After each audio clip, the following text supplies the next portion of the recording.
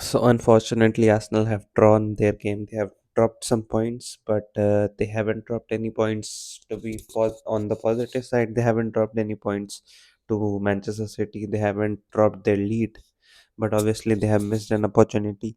But to be honest, like if Manchester City are playing Brighton in a game week and Arsenal are playing Liverpool, when Manchester City already have to go to Anfield in the upcoming game weeks, is being at the same same position after the game week as you were before the game week even a missed opportunity.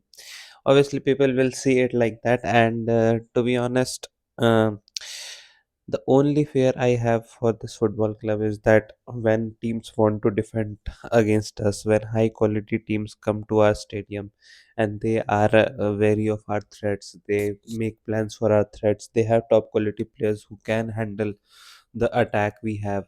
Then where will the inspiration come from? Where the goals will come from? Where the ideas will come from?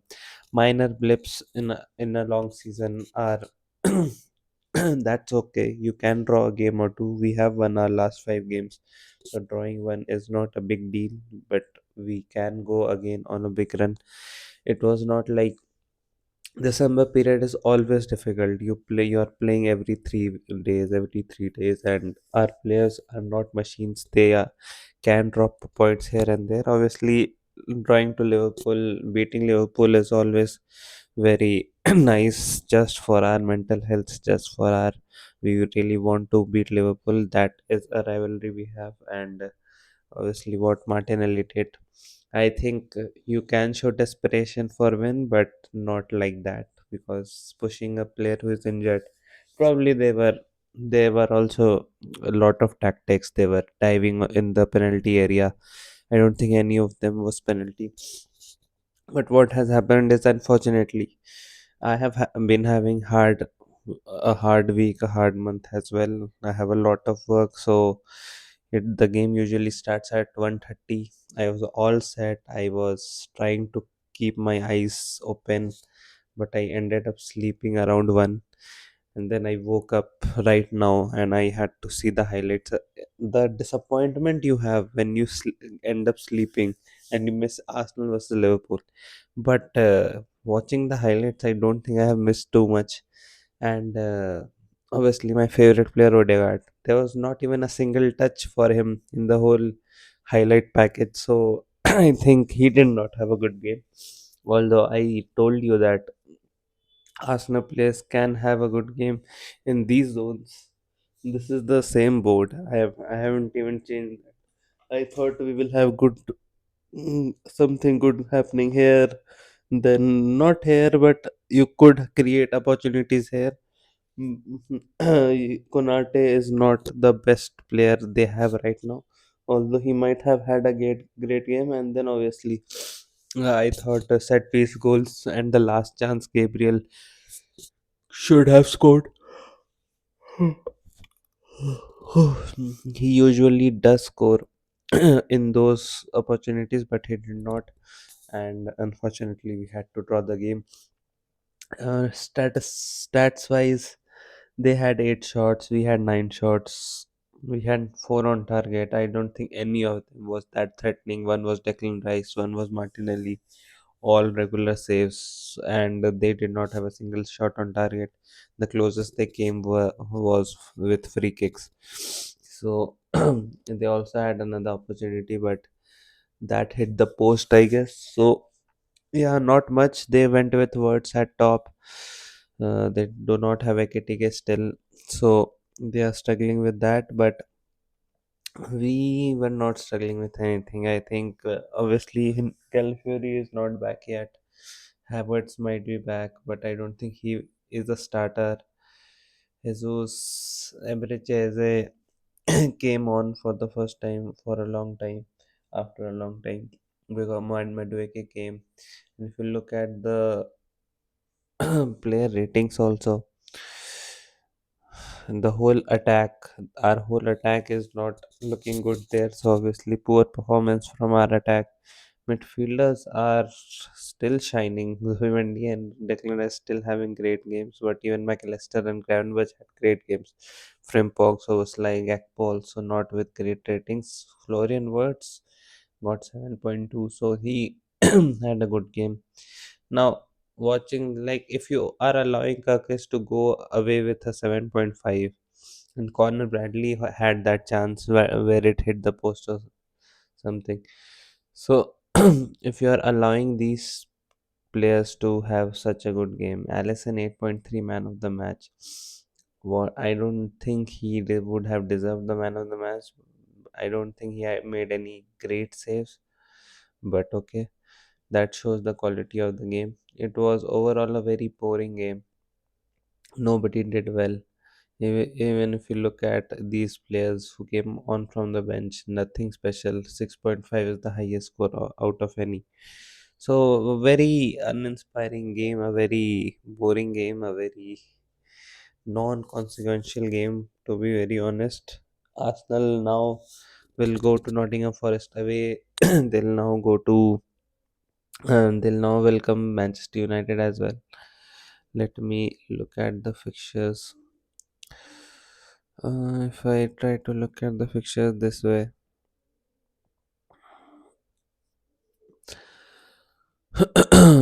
yeah, Arsenal now have to play Nottingham Forest away, then Manchester United at home, then Leeds away, then Sunderland away, Brentford away.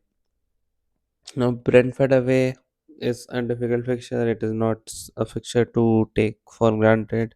Nottingham Forest away is also a decent fixture, although a team like us, if we draw that game as well, then alarm bells will ring. That game now becomes very crucial for us to showcase that this was a blip. And when your title, if when you are hoping for a title, you cannot be like, oh, we are dropping points in two consecutive games now. You cannot afford to do that. Title winners do not drop points in two consecutive games. They keep winning, they keep coming back. They might have an off day or two, because nobody gets 114 points out of 114 points. The maximum it has been is 100. That also requires a lot of drop points. So if you look at right now, we have 17 fixtures left. If we win all of them, we get 100 points, but we will not win all of them. We might still end up drawing 2 3 more games or losing a game or two, but it is fine. I don't think 90 points above 90 points, it is going to need to win the title this season. But Nottingham Forest away for sure, I think, is a very crucial game now.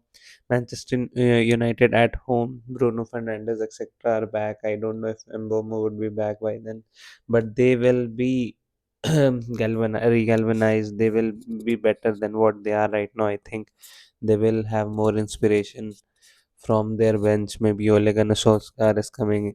I don't know who is going to come for them, but I think they will be in a positive moment at that point of the season. 24th January, it is still 15 days away, 2 weeks away. So I think they will be very charged up for that game, and we need to be wary of that. Then Leeds away is also a very difficult fixture right now. Every single Premier League fixture you play, it is going to be difficult.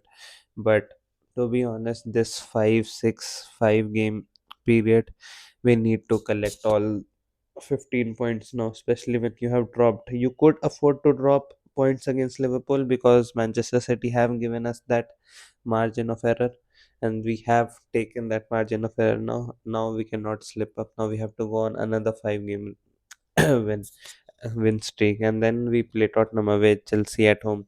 There you can draw one game out of these two, but not necessarily all both the games.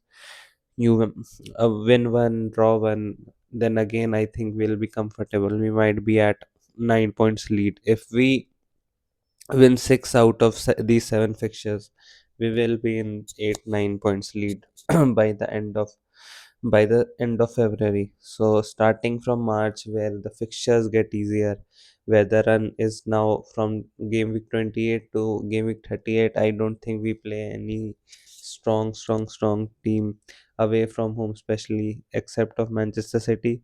we will have relatively easier fixtures. So I expect us to go on a run. If you look at also Aston Villa's fixtures, not to ignore them: Everton at home, Newcastle away, Brentford at home, Bournemouth away. I guess their fixtures are not that difficult, although Newcastle away would be difficult. Bournemouth away, Bournemouth have showed that they are not a weak side as I was like considering them, because they were spent a lot and they had spent their energy, but they have still showed at home they can do wonders. Brighton at home. If you look at Aston Villa's fixtures, they are not that difficult. I think they have the easier fixtures. But even though the fixtures are easy, Brentford is not an easy team to play against. Newcastle, Bournemouth, even Brighton, you saw what they did against Manchester City. Leeds at home, Leeds are in good form. Wolves away, Wolves are also in good form. Chelsea, Manchester United. Every Premier League fixture is a difficult fixture right now. Nothing seems like you can take it for granted. Looking at Manchester City, Man United away, Wolves at home, Tottenham away, Liverpool away, Fulham, Newcastle, Leeds away, Nottingham Forest at home, West Ham away, Crystal Palace. So if you look at their fixtures as well, you cannot take anything for granted. Manchester Derby next week, Wolves at home, Tottenham away, bogey team, Liverpool away, Fulham are good team. Wolves at home might be the easiest fixture out of their next five. They might expect to beat Fulham at home, although those fixtures are usually very tight for Manchester City. Newcastle at home as well, not an easy fixture for Manchester City, but they would expect to win this. Leeds away is also not a easy fixture. Nottingham Forest at home should be easier. West Ham also should be easier. Crystal Palace at home also, although Crystal Palace are also famously known to take points at the Etihad, so those are not easy fixtures for them as well. And come the 31st game week, then it will really be the stretch of okay, this is going to be very crucial for the title race. But next 5 game weeks can decide the title race, and if Arsenal would have won against Liverpool in this game week, then it you could just say that Arsenal are going to win the league. And I really want to say that. I really want to come up with chest and say we are going to win the league, but we have to be a little patient. It will just not come that easy. Titles don't come that easy, so we have to grind more. We have to prove ourselves more, and eventually, I think we will win. Uh, I don't know what solutions we need, what we need to do better. I think Califury being back would be very crucial. I think we should be more flexible with our midfielders as well. Sometimes if it is not working, maybe take a risk, maybe bring Rice, maybe replace Rice with a Merino or someone and make the midfield very technical. Make it a basketball game and try to win the game instead of accepting a draw. But we like to keep ourselves solid as well. Uh, the fact that I've not watched the game at 1:30 a.m. in the night makes me a little less frustrated about this game. But I still feel like, yeah, I was very disappointed. Early in the morning, I saw us drop points. As happy as I was yesterday morning when I saw Manchester City dropping points, I am not that happy in this morning, to be very honest. And but yeah, we shake it off. We go to FA Cup. We go to our journey of the domestic cups, which are also going to be very important. It is the squad we have. We have a chance to win every single trophy. So we need to shake this off. We need to come up with our B team. And our B team players like Evereches, Emadueke, Ben White. Uh, Probably I don't know who will play in the defense. We don't have too much options from defense, but obviously I will rest Gabriel and Timber for sure. Saliba has also been playing very a lot of games consistently now, so I'll also try to rest him. Although I don't think if we have enough fit defenders to rest any of them, but still I'll try. I'll play the academy kids. I'll play whoever I want. And in the midfield, we have obviously Norgard and Merino.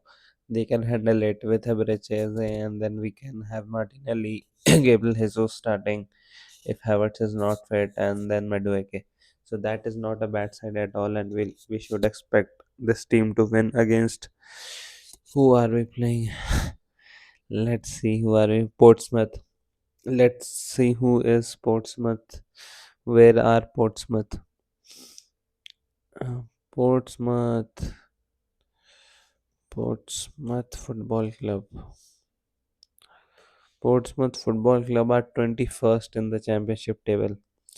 So yeah, I don't think I'm really taking them that seriously. But okay, Coventry City are at 52 points right now. Watford, Bristol City, QPR, Leicester City have been done. They are very much cemented in the championship right now. Middlesbrough, Ipswich Town. I don't want Ipswich Town back. Wasn't really impressed with what they did. But okay, not to digress from Arsenal. So yeah, I think I'm calm. I'm not overreacting with this, but let's see what happens. It is the player's job to lift them, to lift them, for them to lift us up, our mood up. And for fans, I don't think you should just go like, oh, we missed opportunity and this was pathetic, and now we are going to bottle the league again, this and that. There is no need for the overreaction. Be calm, be relaxed. You are not the one who is playing every 3 game week, so relax a bit.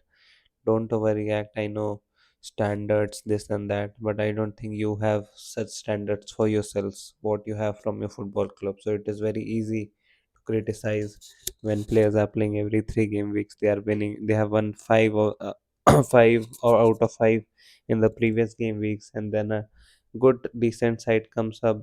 Liverpool have not lost a single game since last 7 8 game weeks. We played Aston Villa when they did not even drop a single point in the last 11 Premier League game weeks.